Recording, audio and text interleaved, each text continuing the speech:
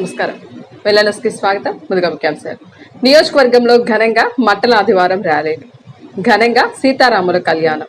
పట్నంలోని నస్రోపేట రోడ్డులో గల Immanuel Telugu baptist church Sunday school superintendent Mary Ratnam, pastor అమ్మ మేరీ షారోన్ ఆధ్వర్యంలో మట్టల ఆదివారం ర్యాలీ ఘనంగా నిర్వహించారు.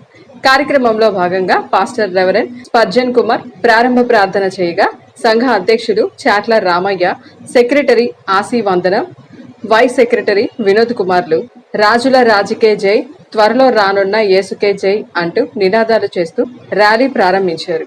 చర్చి వద్ద నుండి ప్రారంభమైన ర్యాలీ పట్నంలోని పురవీధుల్లో తిరుగుతూ ప్రభువైన యేసుక్రీస్తు సిలువలో మరణించిన తీరును ప్రజలకు వివరించారు.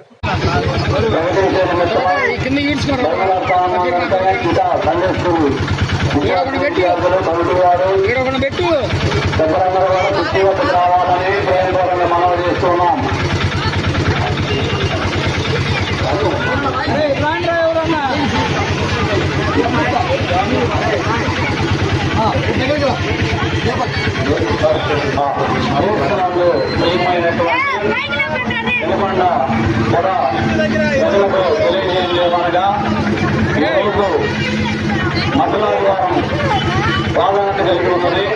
యావత్ క్రైస్తవ ప్రపంచంలో ఈ మట్టలాదివారం అనేది ఎంతో ప్రాముఖ్యత పొందింది. బైబిల్ గ్రంథంలో ప్రభువైన యేసుక్రీస్తు ఈ మట్టలాదివారం జన్మన ఆయన దేవుడి కొంపలో వచ్చిన మెస్సీయాని ఈ లోకానికి బయలుపరుస్తున్న శుభదినమే మట్టలాదివారం. అంటే ఈ లోకాన్ని రక్షించడానికి దేవుడు భవిష్యత్తును పంపిస్తానన్నాడు. ఆయనే మెస్సీయా. ఆ మెస్సీయా ప్రభువైన ఈ రోజు ఆయన ప్రతి ఆలోచించడానికి తెలియపరిచాడు. కాబట్టి ఈ లోక రక్షకుడైన మెస్సీయా అయిన యేసుక్రీస్తు ద్వారా ఈ లోకానికి శాంతి, సమాధానం, రక్షణ కలగాలనేది దేవుని ఉద్దేశం. అలాంటి ఆయన యొక్క మట్టలాదివారం ప్రాధాన్యతని తెలియజేయడానికి మేమందరం వేడుకగా బయలుదేరుతా ఉన్నాం. మరి అక్కడ ప్రజలందరూ కూడా మట్టలాదివారం శుభాకాంక్షలు తెలియజేస్తున్నాం.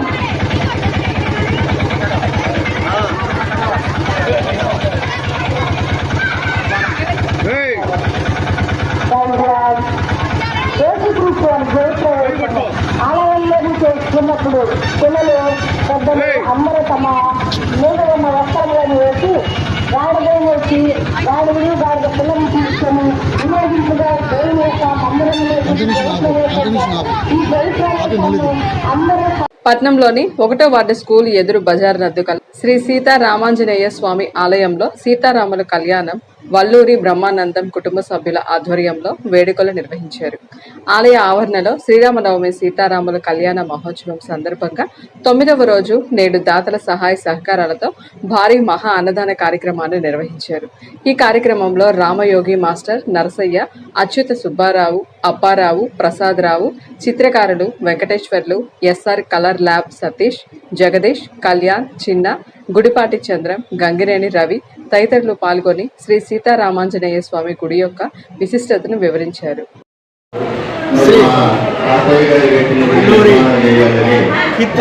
వల్లూరి బ్రహ్మానందం వారి ధర్మపత్ని సుభద్రాదేవి గారు వారి